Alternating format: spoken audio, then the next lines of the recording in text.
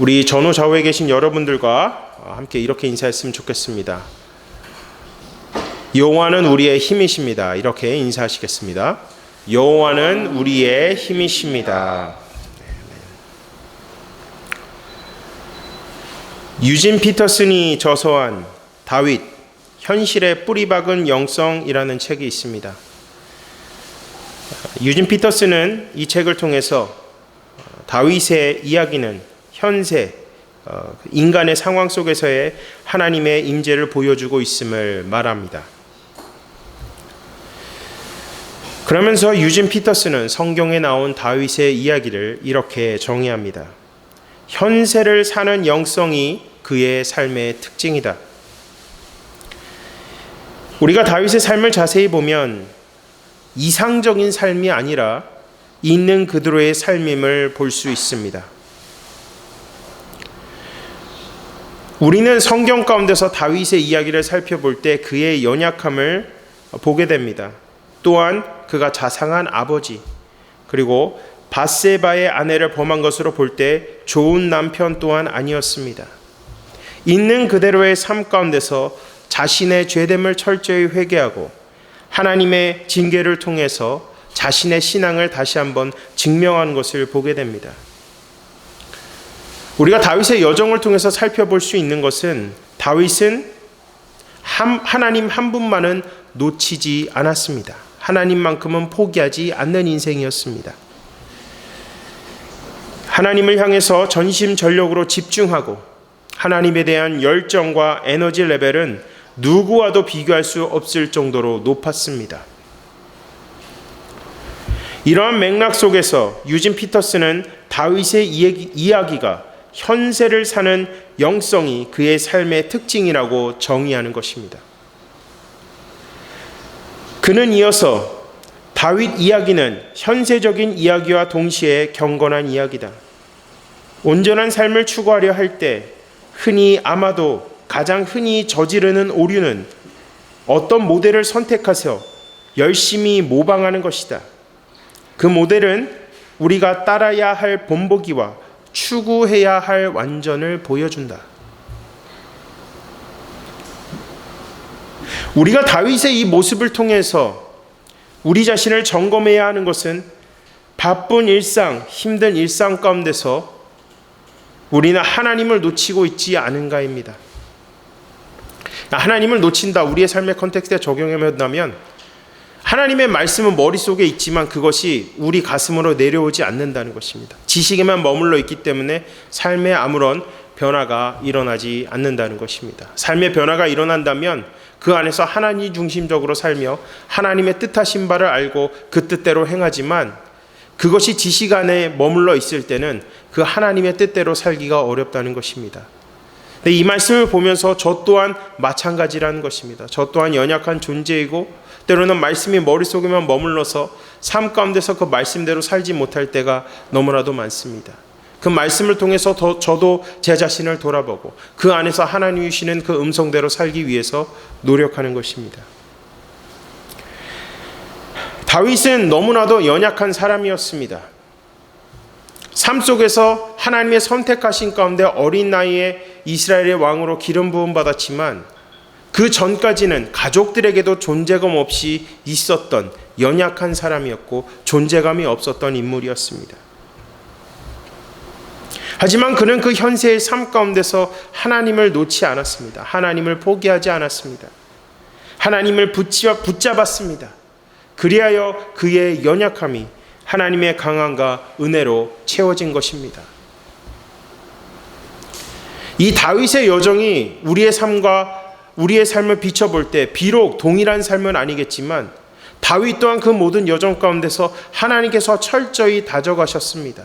다져가셨듯이 우리의 삶 가운데서 하나님께서도 우리를 친히 다져가고 계심을 믿으시기 바랍니다. 오늘 본문 말씀을 보시면 다윗은 하나님께 찬양의 시를 올려드리고 있습니다.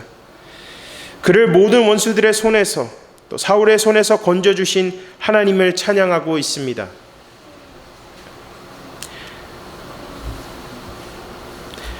아까도 말씀드렸듯이 다윗의 삶을 보면 다 똑같을 수는 없지만 우리가 처한 상황들은 비슷합니다.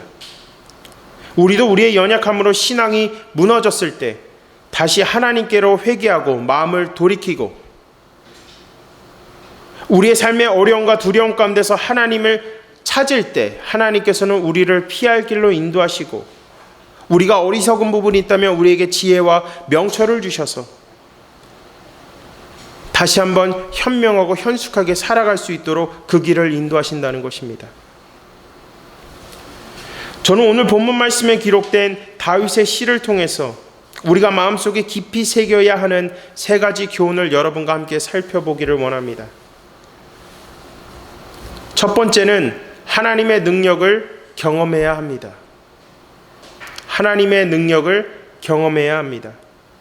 본문 1절 말씀을 읽어주시겠습니다. 나의 힘이신 여호와여, 내가 주를 사랑하나이다. 다윗의 이 짤막한 고백은 자신의 삶 가운데서 역사하시는 하나님의 능력을 경험했음을 우리가 알 수 있습니다. 우리 삶의 능력 되시는 하나님을 경험할 때 이것이 우리의 영성이 되는 것입니다. 나의 능력 되시는 하나님을 경험했다는 것은 그 말씀이 머릿속에만 머물러 있었다는 것이 아닙니다. 그 말씀이 가슴까지 이어져서 그 말씀대로 살아갈 때 그와 함께 하시는 하나님을 경험했다는 것입니다. 삶의 변화가 있다. 우리가 흔히 살면서 삶의 변화가 나타난다는 것은 그 하나님의 능력이 우리의 삶 가운데 임하기 때문에 삶의 변화가 이루어지는 것입니다. 다윗은 하나님의 선택하신 가운데 이스라엘 왕으로 어린 나이에 기름 부음 받았습니다. 그리고 그는 사울 왕을 섬기면서 블레셋의 침공으로 국가가 위기에 봉착했을 때 그는 적국 블레셋과 싸워서 국민들을 지켜냅니다. 그리고 그는 국민적 영웅으로 칭송받게 되지만 사울의 시기와 질투로 인해서 졸지에 광야로 도망치게 됩니다. 광야로 도망친 순간 다윗의 삶은 most wanted, 수배자, 지명주의 수배자의 삶을 살게 된 것과 다를 바가 없었습니다.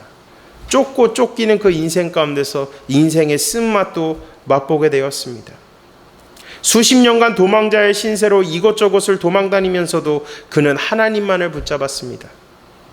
하나님을 포기하지 않는 그 삶이 오히려 그에게는 피난처가 된 것입니다.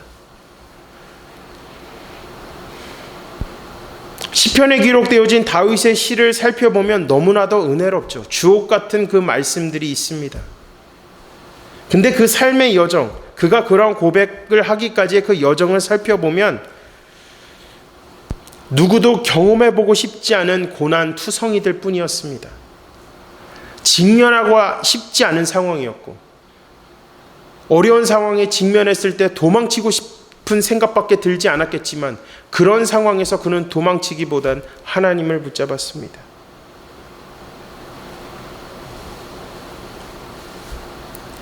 이 다윗의 삶을 보면서 우리의 삶을 돌아보면 우리가 예수님을 믿고 구원을 받았습니다. 근데 그렇다고 해서 우리의 길이 다 형통한 것은 아닙니다.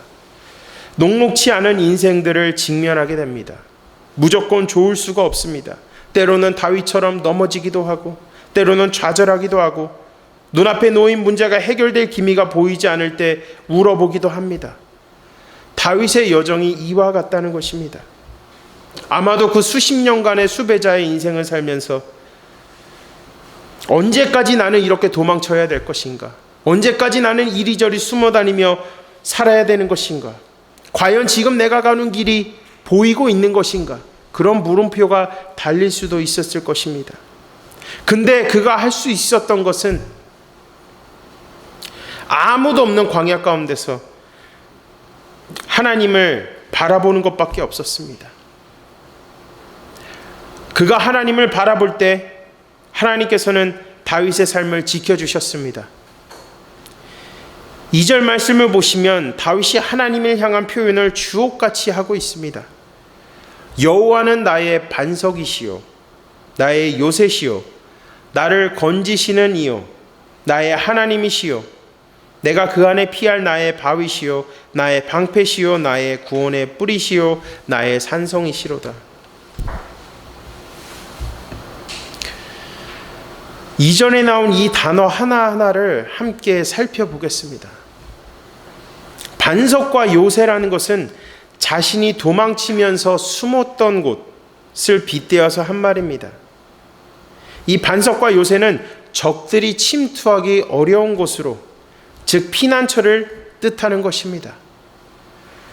하나님께서 다윗이 당신을 의뢰하고 부르짖을 때 그 어떠한 적들도 그를 해하지 못하도록 지켜주셨음을 고백한 겁니다. 적들이 침투하지 못하도록 하나님께서 견고하게 지켜주셨다는 것을 고백하고 있는 것입니다.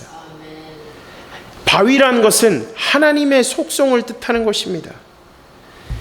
이 바위는 큰 산을 의미합니다. 이 큰 산을 의미하는 것으로 움직이지도 않는, 영원 불변하시는 하나님의 완전성, 하나님의 불변성을 고백하고 있는 것입니다. 영원히 불변하신 그 하나님을 의지하면서 그 삶의 힘든 여정을 걸어갈 때 우리의 신앙이 견고해진다는 것입니다. 방패라는 것은 적의 화살과 칼에서 몸을 보호하듯이 하나님께서는 다윗이 가는 곳마다 그를 보호하셨다는 것입니다. 쫓기는 인생 가운데서도 그가 무시할 수 있었던 것은, 그가 무사할 수 있었던 것은 하나님의 인도하심이 함께 하셨다는 것입니다. 하나님을 의뢰할 때 하나님이 함께 하셨다는 것입니다. 구원의 뿔은 승리와 권능의 상징입니다. 다윗은 모든 싸움에서 승리한 자임과 동시에 환난 가운데서 자신을 완벽하게 구원하신 그 하나님을 찬양하는 것입니다. 이 2절의 고백을 짧게 요약한다면, 나의 힘 대신 하나님을 의뢰하고 붙잡으며 살아갈 때 그 삶이 고난의 길이겠지만 그럼에도 그 길은 승리의 길이고 축복의 길이고 완벽한 길임을 믿으시기 바랍니다.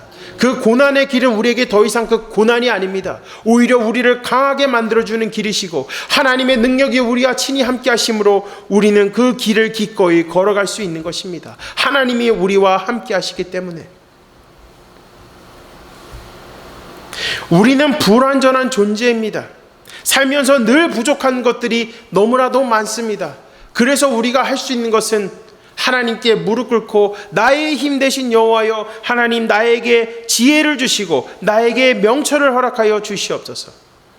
지금의 길이 너무나도 힘들고 어렵지만 하나님, 그럼에도 그 순간 가운데서 나를 다져가시고 나를 훈련시켜 주셔서 나를 정금같이 나가게 하여 주시옵소서라고 기도해야 하는 것입니다. 그렇게 기도할 때 하나님께서 비로소 우리의 삶 가운데 역사한다는 것입니다.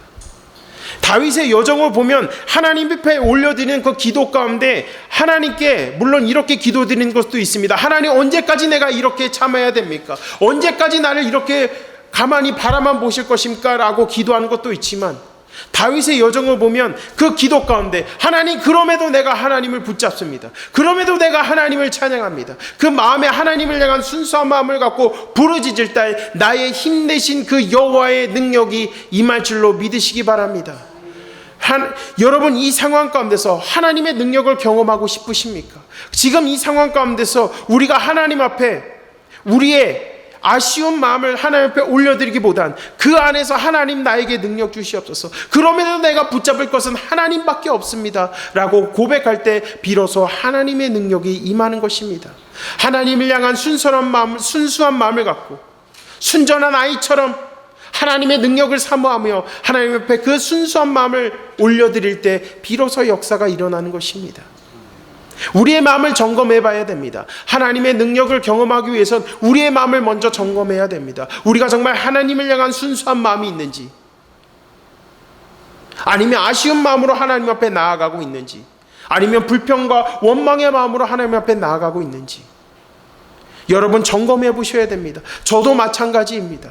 매일마다 기도드릴 때 항상 하나님 앞에 하나님을 경외하는 마음으로 정말 순수한 마음을 올려드리기 위해서 매일마다 저도 제 몸을 쳐서 복종하고 있습니다.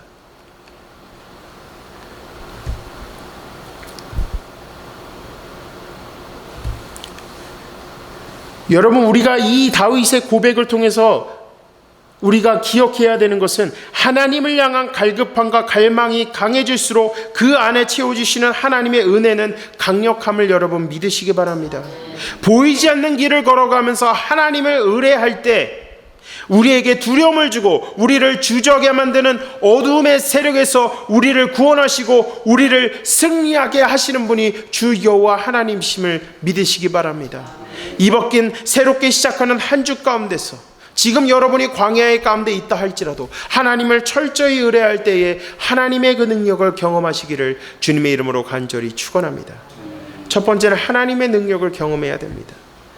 두 번째, 하나님의 인도하심을 믿어야 합니다. 하나님의 인도하심을 믿어야 합니다. 본문 3절 말씀을 읽겠습니다.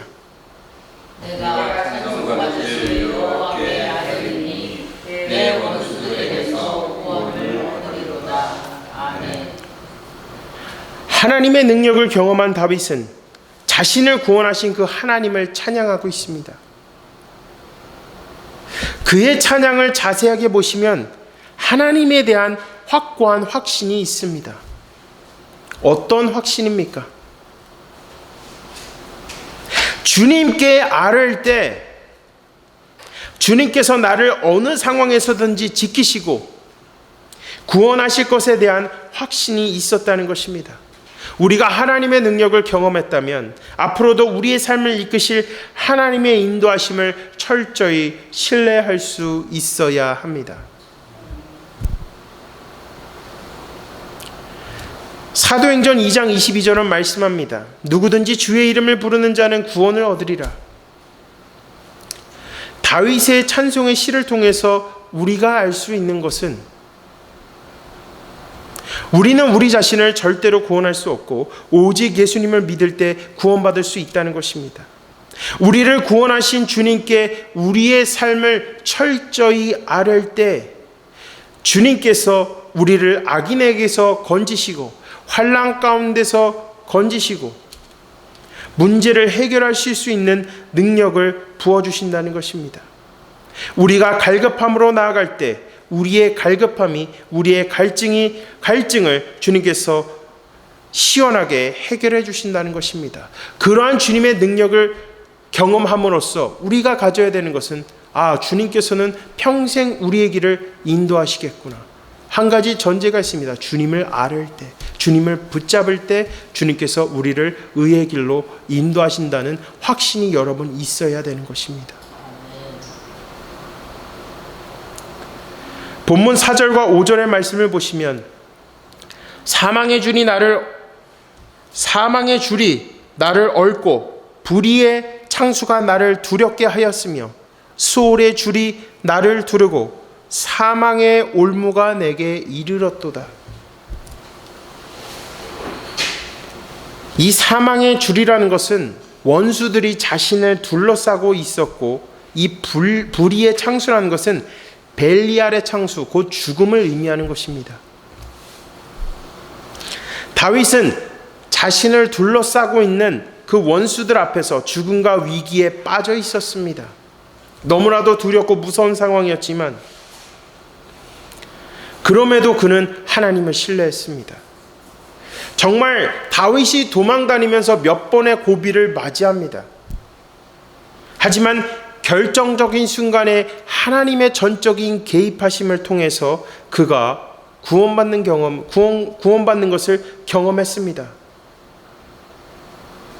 여러분, 우리도 이 삶을 살면서 많은 고비를 맞이할 때가 있지 않습니까? 그러한 고비를 맞이할 때 여러분 어떤 기분이십니까? 아마도 자포자기하고 싶은 상황, 그냥 모든 것을 포기하고 다 내려놓고 주저앉고 싶은 상황, 계속 몇 년 동안 동일한 기도 제목을 놓고 기도하는데 해결되기는커녕 상황이 점점 악화되는 것을 보는 것에서 오는 괴로운 상황들. 오늘 본문 말씀에 기록된 다윗의 시가 100% 똑같을 수는 없겠지만 그럼에도 공감 가는 부분이 있지는 않습니까? 우리 안에 해결되지 않은 문제들, 인간관계에서 오는 갈등들, 가족들 간에 오는 여러 가지의 문제들, 우리 삶에 해결해야 하는 많은 기도 제목들이 있지만 응답되지 않을 때 오는 좌절과 괴로움과 두려움들이 마치 수월과 같이 우리를 둘러싸고 있지는 않습니까? 언제 해결될지 모르는 상황 속에서 우리가 기억해야 되는 것은 우리를 인도하시는 하나님의 섭리를 신뢰해야 합니다.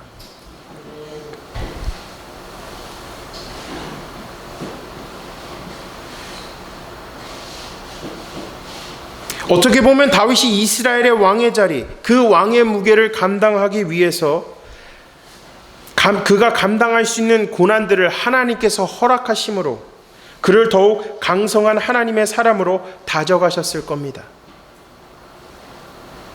지금의 우리 상황도 마찬가지입니다. 하나님의 섭리 가운데서 우리를 다져가심으로 친히 하나님께서 원하시는 그 일꾼으로 우리를 세우시고 이 시대의 남은 자로서 그 사명을 감당하게 하신다는 것입니다.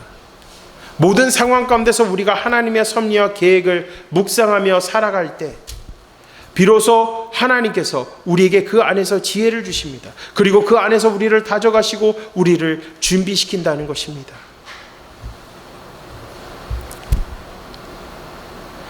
사랑하는 성도 여러분, 오늘 본문 말씀을 통해서 어느 상황에 있는지 제가 자세히는 모릅니다. 하지만 여러분, 저도 마찬가지고 여러분도 마찬가지고 하나님의 인도하심을 신뢰하십시오.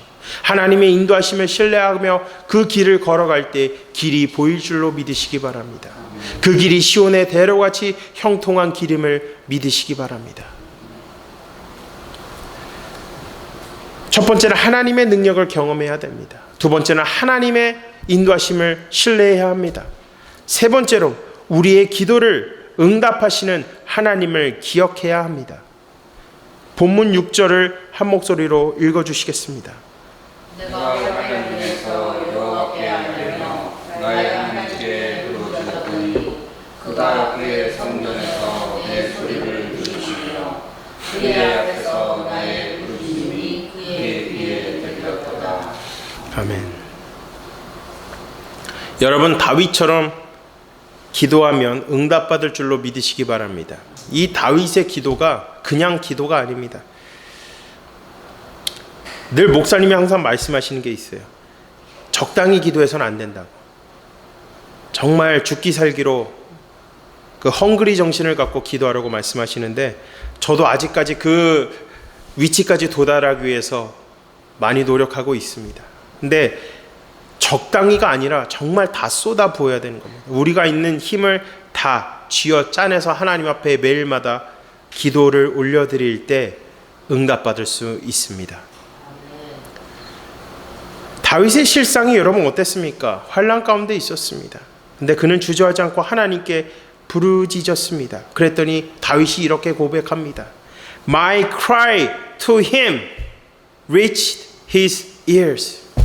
나의 부르짖음, 나의 울부짖음이 하나님께 들렸노라, 이렇게 고백하는 것입니다. 이것은 마치 신약에서 맹인이 다윗의 자손 예수여라고 간절히 기도로 외치며 부르짖었은 그 심정과 동일하다는 것입니다. 보실 때까지, 주님께서 보실 때까지, 주님께서 들으실 때까지 부르짖어야 한다는 것입니다. 우리 1세대 목사님들이 말씀하시는 것이 있습니다. 저는 이게 후배 목회자들에게 잔소리라고 들리지 않습니다. 지금 우리에게 딱 필요한 그 말씀이라 생각합니다. 강대상을 눈물로 적셔라. 나무 한 그루 뽑을 정도로 기도하라.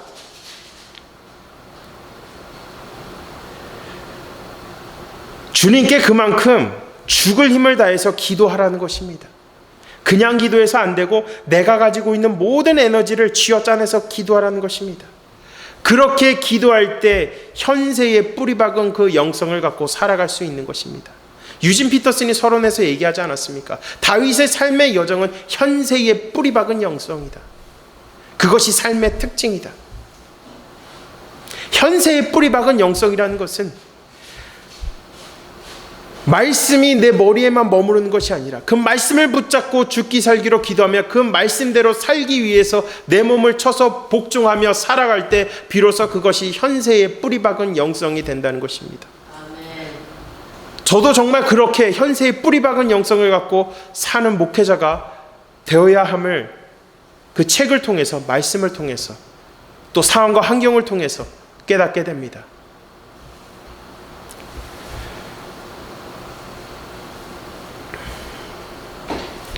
죽기 살기로 기도할 때 비로소 우리와 함께 하시는 하나님을 경험하고 하나님을 깊이 알아갈 수 있습니다. 다윗은 환난과 고난의 상황에서 처음에는 많이 힘들고 어려웠지만 그가 더욱 담대히 하나님께로 달려갈 수 있었던 그 원동력은 하나님께 부르짖고 기도하며 나아갈 때 쌓이고 쌓인 영적 내공이 있었기 때문입니다. 영적 내공이 쌓이면 쉽게 요동하지 않습니다. 영적 공격이 심하게 오면 올수록 하나님을 찾는 열망이 더욱 강해지고 그 열정과 열망을 통해서 하나님 앞에 기도로 부르짖을 때 오히려 우리가 강성해진다는 것입니다. 지금 우리는 다윗과 같은 그 하나님을 향한 열정과 열망이 우리에게 필요합니다. 사랑하는 성도 여러분, 오늘 본문 말씀에 기록된 다윗의 시가 우리에게 주는 메시지는 우리의 삶의 중심 되시는 하나님을 철저히 경험하고 의뢰하고 부르짖음으로 우리가 직면한 문제들을 극복함으로써 더욱 현 시대를 살아가는 데 있어서 필요한 영성을 가져야 된다는 것입니다. 우리에게 필요한 것은 현세에 뿌리박은 그 영성입니다. 구원받으며 그 구원받은 자로 합당한 삶을 사는 그 여정은 쉽지 않은 길입니다. 그 여정 가운데서 하나님을 친히 붙잡고 살아갈 때 그 안에 우리의 현 시대를 살아갈 수 있는 영성이 우리에게 주어진다는 것입니다. 어느 상황에서도 하나님을 포기하지 않고 하나님을 붙잡으며 나아갈 때 우리를 구원하시고 우리를 의의 길로 인도하시는 하나님의 능력을 경험할 수 있습니다. 하나님을 철저히 붙잡음으로 우리의 간절함과 연약함이 하나님의 은혜와 능력으로 채워지는 것을 경험하는 새로운 한 주가 되시기를 주님의 이름으로 간절히 축원합니다.